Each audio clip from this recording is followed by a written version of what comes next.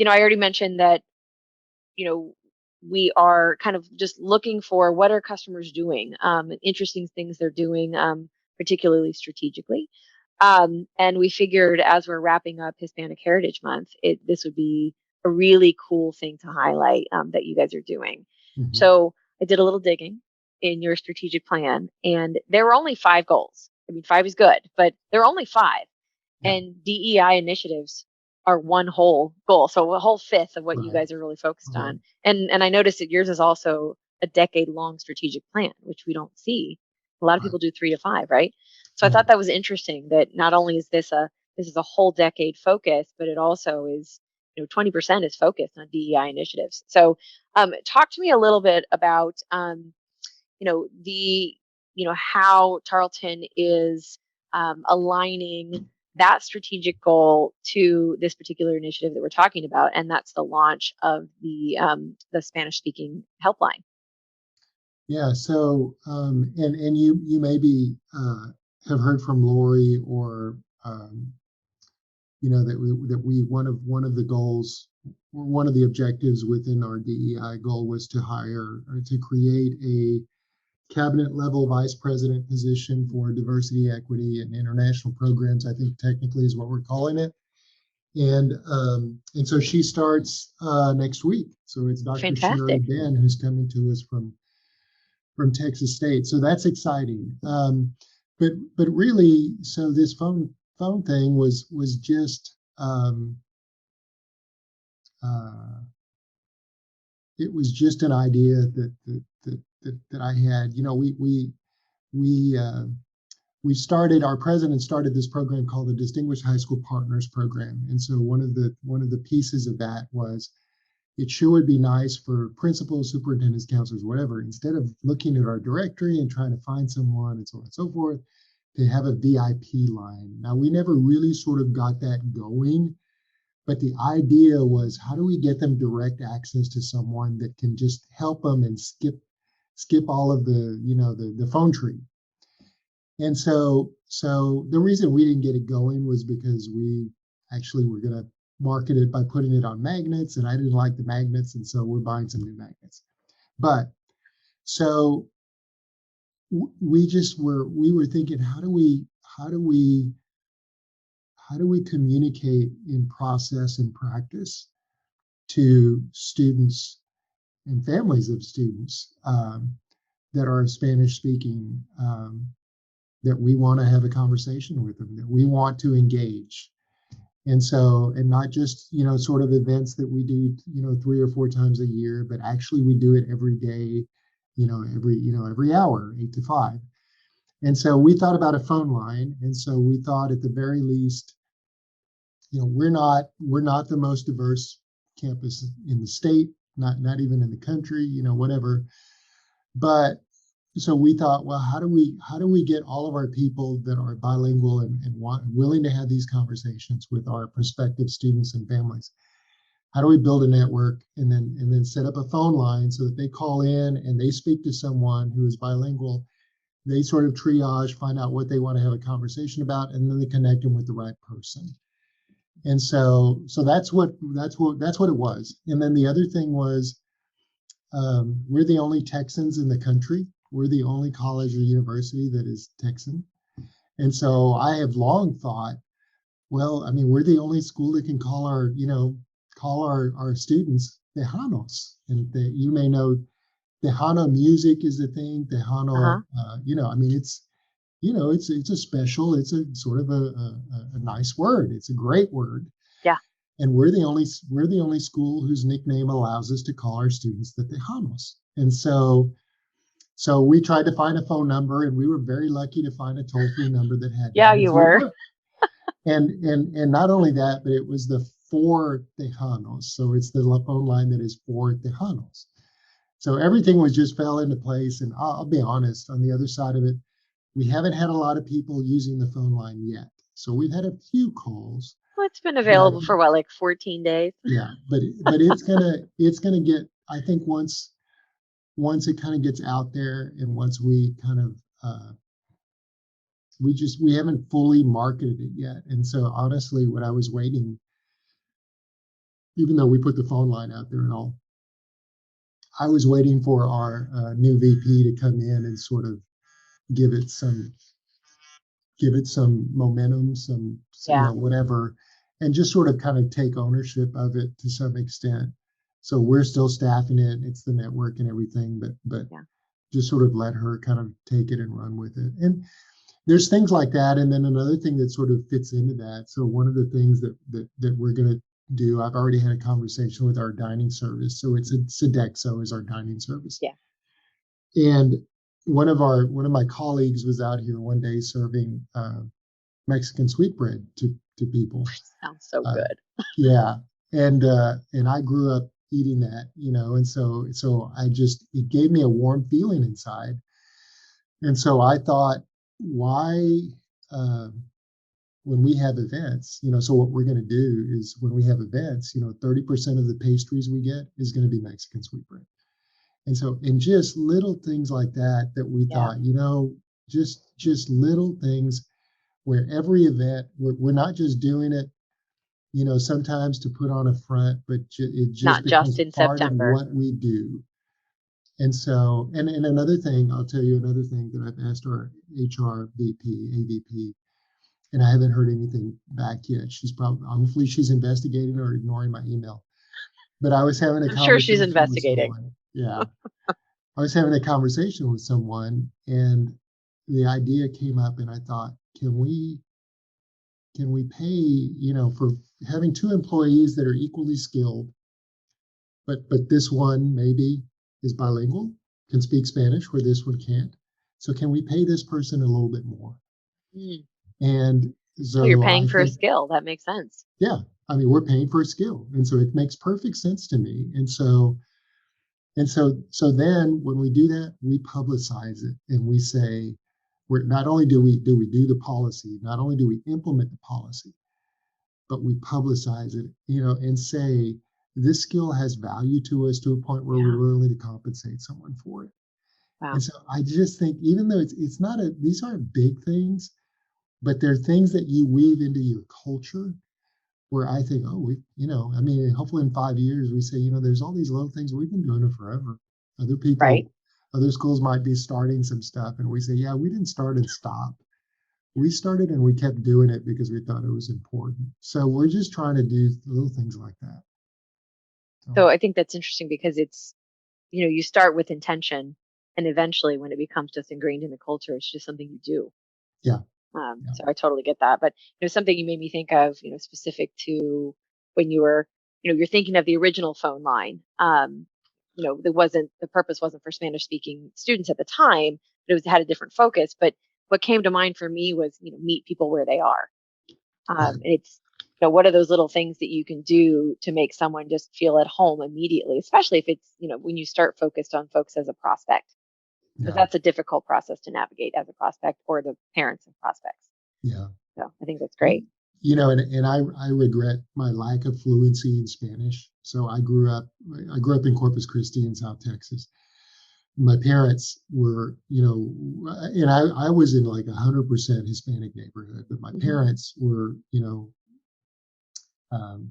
the schools at the time, 1970, when I was in kindergarten, the schools at the time were telling parents, hey, when you speak Spanish to your kids, you're deserving them. English is the language. Oh, And so my parents were fluent and they spoke to each other. So I hear it well. I mean, I can understand Spanish fairly well, but I don't speak it well because my parents didn't engage us. They engaged each other, but we just heard them. I say all of that to say that I come from a family that's very culturally rich. And my dad, I remember certain experiences. And my dad, when we would walk into a store and, auto parts store is the example I'm thinking of specifically, and there's 4 clerks there and 3 of them are white. And the one that's the furthest away is obviously, by skin, Hispanic. And my dad would skip all of the others and go down there because it's just what he felt most comfortable with. absolutely. And so, I think about those things, and I think my dad probably wasn't all that different from a lot of people nowadays too. And the thing I think about that is not cultural or ethnic, but people I notice things like this, or I try to, but just social events where I'm with my peers and we're having like a dinner or something, and folks are bringing their spouses and partners and whatever. And it's not uncommon for the males to sort of gather and the females to sort of gather. And it's not because we're saying, okay, y'all go over there and y'all go over there. Right. Folks congregate to whoever they maybe have the most in common with or whatever. And so for whatever reason, I'm not saying that that's an always thing, but it's a thing. It's real. Human It's not, tendency. Yeah. yeah. And so I'm just, we're just trying to think about those things and thinking, how do we're not the most diverse. We're not, but how do we not penalize ourselves for being who we are, but start sort of revealing ourselves as to who we want to be through the actions and policies and protocols that we implement. So anyway. Yeah, absolutely. No, I agree with all of that. And I wish we had like 2 hours to talk, but I know we don't. So let's see. Another thing I wanted to focus in on, let's stay on this topic really quick. And so I want to go back to, there's some intention, there's that word again, behind 1/5 of your strategic plan being focused on DEI initiatives. And, it's the little decisions you make day to day, but there might be other advice you would give to someone in your same position at another university. So, what would you tell some of your peers, if they want to improve on, improve DEI on their campuses, where would you tell them to start if they're not already there? I have to. I'm a data person, and so that's going to be. I know you probably are too. I am with your business, and so you got to know. I mean, you have to know you need to know the students. You have to talk to them, but you have to follow the trends and stuff. And so we know this year one of our big. We have two foci for our freshman recruitment this year. We know that we were up on applications where most schools were down. Wow. But the reason we were up was we were way up in whites, but we yielded poorly, but below average on the whites. We were way down on applications for our Blacks and Hispanics, but we yielded about typical. And so what we know we need to do this year, what we really need to focus on is yielding whites, but really working on getting the message to our Black and African American prospective students about the value of college. And but we wouldn't have known that if we hadn't have really been intentional about looking at the data. And the other thing too that I would say is, and I tell my folks this all the time, they know I love data. They're becoming data lovers. Some of them already are because they have to work with me. But the bean counter in me will say, if we're going to grow in the way that our strategic plan indicates aspirationally, then we're going to have to be really good with Hispanics. But setting that aside, that's not why I get out of bed every day. Why I get out of bed every day, and what I tell my people is, there's something that ought to break our hearts a little bit about a population that maybe is less likely to apply, less likely to see the value of college, less likely to see the affordability of college and so on, really just because of their culture, their background, whatever else, even in tendency. And so that's why I get out of bed. That's what drives me. And so it's got to be more than just getting numbers and impressing someone, because if we do the right thing, then all of the other stuff's going to happen. And the right thing is to try to level the playing field, and I know everyone's on board with equity and so on, but to achieve an equity in inputs and outcomes. And so I think that's it. I think what I would say is, you got to believe that it's right. I mean, you have to believe it in your core so much that we're looking at holistic admissions. We're looking at males, not just, non-white populations, but males are a real issue that's in the press a lot lately. So we had our financial aid optimization consultant in the last couple of days, and we talked a lot about males. Yeah. And that we haven't, in my time in higher ed, I haven't seen this issue, if you will, at all. So this is a new one for me. Yeah. And so we've identified some things where we think, okay, how do we fix that? I mean, that's not, and how do we fix that so that we don't disrupt the other things that we're trying to do to achieve diversity in the ethnic dimension, in the dimension of ethnicity. One can't be at the detriment of the other. Yeah. And so it's just, so we just have to keep looking for solutions, but you have to want it bad enough. And in my opinion, I guess that's a long answer to a short question. You can't just do it because it's going to advance you as an individual. You have to do it because it's going to advance the cause. Yeah. And that will advance you as an individual in its own time and the way it's supposed to. So I heard a lot in there, but I think the way I'm going to summarize what you said is that it's that you need to put the right people in place who have the beliefs and the passion that align to the right things that the institution is trying to do. But then you have to support that with the data. They have to come together.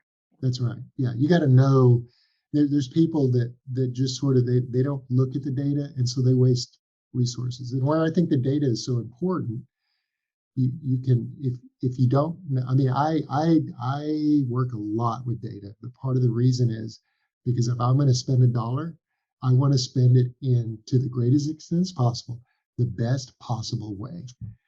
And one of my favorite words is impact. Yeah. You want to optimize just what you said impact. right there. Want to optimize impact. And that works for us to try to optimize impact. But on the other side, when I'm asking for resources, when I go to the president, when I go to Lori, and ask him for stuff, I want them to think, you know what, he didn't waste our money. Absolutely. He's a good investment. He doesn't ask all the time, and what we give him, he doesn't waste it. Yeah. And did his homework too. Yeah.